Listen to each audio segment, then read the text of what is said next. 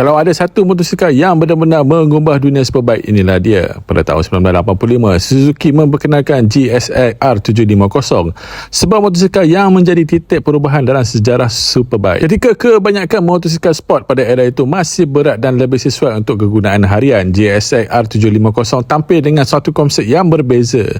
Suzuki membina motosikal ini menggunakan falsafah perlumbaan, menjadikan lebih ringan, lebih lincah dan jauh lebih berkuasa. Ia menggunakan rangka aluminium ringan serta enjin 750cc berspektasi tinggi yang diinspirasikan daripada jentera perlumbaan. Hasilnya, penunggang biasa akhirnya dapat merasai pengalaman hampir seperti penunggang motosikal lumba di atas jalan raya. Kejayaan GSX-R 750 bukan sahaja mengubah imej Suzuki, malah memaksa pengeluar lain menghasilkan superbike yang lebih ringan dan lebih pantas untuk bersaing. Sebab itulah ramai menganggap Suzuki GSX-R 750 sebagai motosikal yang membuka era moden superbike dan menjadi inspirasi kepada generasi GSX-R yang masih dikenali sehingga hari ini.